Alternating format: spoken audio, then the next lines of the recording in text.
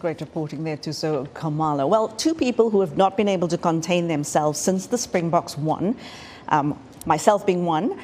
The other is Mike Hove. He is a former rugby player, and he's been following this World Cup very closely here in VOA's Africa division, where he is a journalist. Mike, I do not know how to contain myself, how to control myself. We are ecstatic, of course, but this World Cup, really, thanks to South Africa, really was a nail-biter, wasn't it? Of course. I mean, one game after the other, all those one point wins.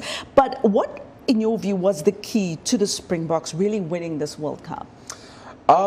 You know, this team is one team that will never be seen again in South Africa's history. This team has worked together since 2019. A lot of the players have been groomed since over the past 2-3 World Cups. So it's the way that they were playing together as a unit. But also the secret sauce, Andre Pollard. He wasn't included in the original squad. Malcolm Marx got injured. But instead of Rossi Erasmus bringing in a new hooker, he decided to fly in Andre Pollard, and he turned out to be the thing that differed in the past 3-4 games. So there we go.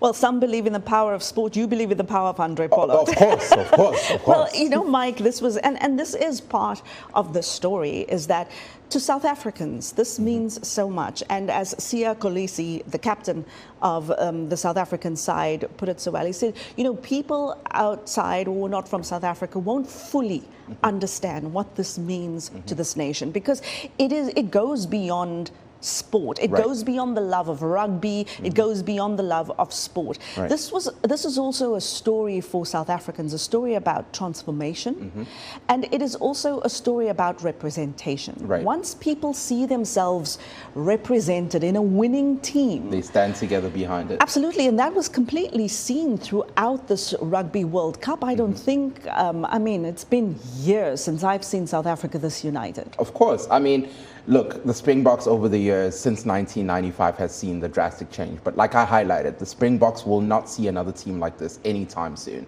The good part about this is 2023 was a changing point for South African rugby. Seeing this team reflect what South Africa was. When Madiba said, we want the Rainbow Nation, this is what it looked like. You had people of different backgrounds, different cultural backgrounds, different financial backgrounds, different religions, all in 23 men that were there representing the entire nation. And that's exactly what Sia said. As you highlighted, it goes beyond sports. It's something that once upon a time, the Springboks were the most hated team in South Africa. I remember those times, yes. And fast forward 2023, the whole nation, if not the whole continent, is standing behind this team. Absolutely. And yeah, this just, there are no words to describe what this means, but you keep coming back to this, the fact that this team will never be seen again. I mean, will this kind of skill, might this kind of camaraderie be seen again, or was this a once in a lifetime 4 times? Look, I can't say it's once in a lifetime because, like I said, they played together. A lot of these players played together in 2019. But as highlighted by Coach Rossi Erasmus,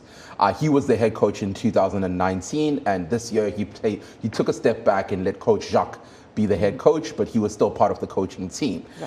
This team is a team that's been groomed since the previous World Cup before 2019. So a lot of these players played together as a group. However, what we were talking about earlier on, 2027 is the next World Cup. A lot of these players will be in their late 30s. This is their prime rugby career.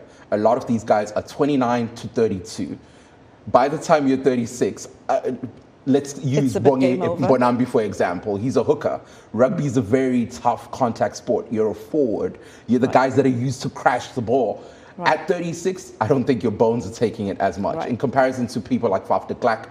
Faf might still be able to play it in the next World Cup, but that is most likely going to be his last. And when it comes to body slamming, Mike Hove knows what he's talking about, because of course you've been right in there. Mike Hove, let's keep celebrating. Thank you so much for giving us some insight. Hey, here comes the Boca.